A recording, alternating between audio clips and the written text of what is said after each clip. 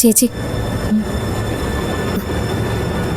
സത്യാഗ്രഹം പെട്ടെന്ന് അവസാനിക്കാൻ കാരണം പോലീസിന്റെ ഉറപ്പൊന്നുമല്ല. അതൊക്കെ സ്വയം സമാധാനിക്കാൻ വേണ്ടി പറയുന്നതല്ലേ. അതിന് കാരണം അവരാ. ആര്? ശരത്തും തങ്കച്ചിയും. അവര് രണ്ടുപേരും അവിടെ വന്നിരുന്നു. പരിപാടി എത്രയും വേഗം അവസാനിപ്പിക്കണമെന്ന് അവരാവശ്യപ്പെട്ടു. അവര് മുത്തശ്ശിയെ ശരിക്കും പേടിപ്പിച്ചു. അപ്പോ എന്റെ ഊഹം തെറ്റിയില്ല. ആ സത്യാഗ്രഹം ബാധിക്കാൻ പോകുന്ന ആളുകൾ തന്നെ അത് അവസാനിപ്പിക്കാൻ മുന്നിട്ടിറങ്ങുന്ന അച്ഛനോട് ഞാൻ സൂചിപ്പിച്ചിരുന്നു. അതതുപോലെ തന്നെ നടന്നല്ലോ. അമ്മയെ കാണാതായതിന് പിന്നില് ശരത്താണെന്ന് വിശ്വസിക്കാനേ പറ്റുന്നില്ല. അവര് തമ്മിൽ അത്ര സ്നേഹത്തിലായിരുന്നില്ലേ ചേച്ചി? ശരത്തിന് താല്പര്യങ്ങൾ മാത്രമേ ഉള്ളൂ പ്രിയെ, അല്ലാതെ അടുപ്പോ സ്നേഹമോ ഒന്നുമില്ല. അവന് കുറുകെ വരുന്ന ആരായാലും അവൻ അവസാനിപ്പിക്കും. പക്ഷെ അമ്മ ഒരിക്കലും അവനൊരു ശല്യമായിരുന്നില്ലല്ലോ. അമ്മ ശല്യമായിരുന്നില്ല.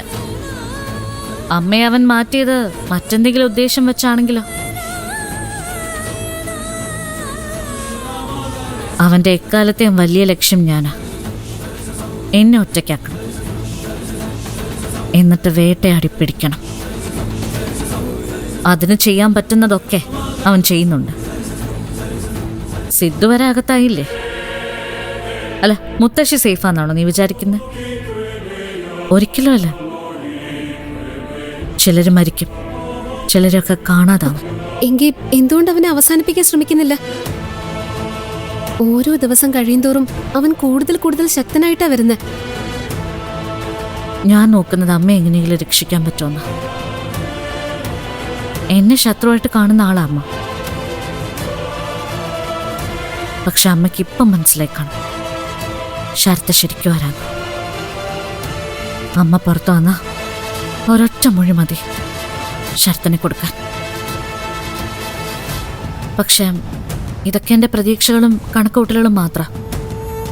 നടക്കുമെന്നൊന്നും അറിയില്ല.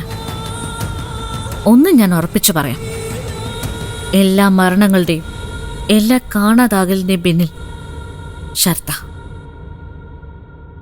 അവനാ നാശം വിതയ്ക്കുന്നവൻ.